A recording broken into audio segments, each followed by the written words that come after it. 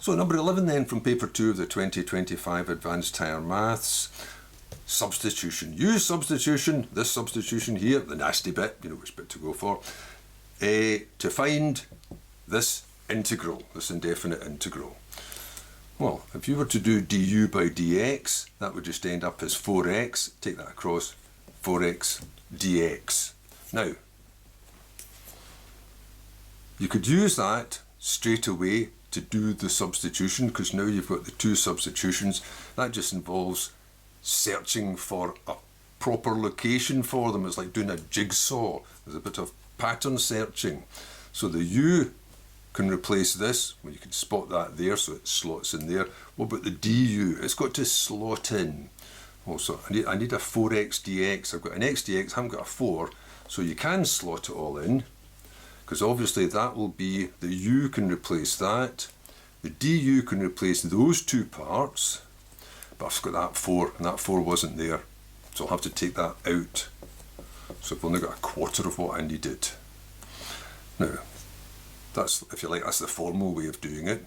You have to search like doing a jigsaw. The other way would just be doing direct replacements, which is the same thing really. So you just start off by saying du. You would say du by dx equals 4x.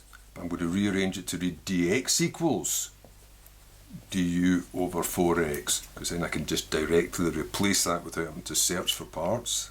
And then just put it in. So if you've got this expression, e to the negative 2x squared dx, I can say, well, I can replace the 2x with the u. I can replace the dx with a du over 4x, and I had an x there. Those parts will cancel out, and that'll leave me with the same result. So it's really up to you. That's what they prefer. But that's, I think, is more straightforward, especially if there's other bits left over. Well, no, the rest of that's trivial though, because e to the anything integrates to e to the anything, except divide by that derivative of the inner function there, negative 1, which just makes that a negative. Don't forget plus c. So finally you've got the answer. Negative a quarter e to the negative, now replace that, 2x squared plus c, or c minus it, might look neater.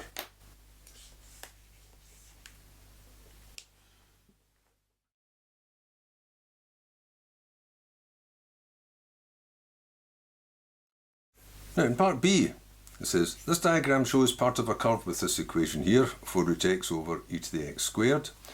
You generate a solid by rotating that about the x-axis from 0 to 1. What's the exact value of the volume of this resulting sort of vase shape here? Oh, V would be, it's pi r squared h, rotating about the x-axis, r is y, so it's pi y squared, and the heights of the little rectangles are dh, so it's the integral of that from 0 to 1. So it's pi times the integral, putting it all into x's, because all those numbers refer to x's, of that squared, which will be 16x over e, and if you square it, it will double the power, so it'll be 2x squared dx. Let's just tidy that up a bit. So I've got 16 pi times the integral from 0 to 1 of x, I'll bring that up in top, the negative 2x squared dx, which obviously is this part here. So I know what this comes to, so I can just pop that in. So I'll be evaluating this expression, negative a quarter e to the negative 2x squared plus c. There's no point putting that in because it'll just subtract itself away. Evaluated from 0 to 1, I'll just pop that out. I think I'll take out the negative as well.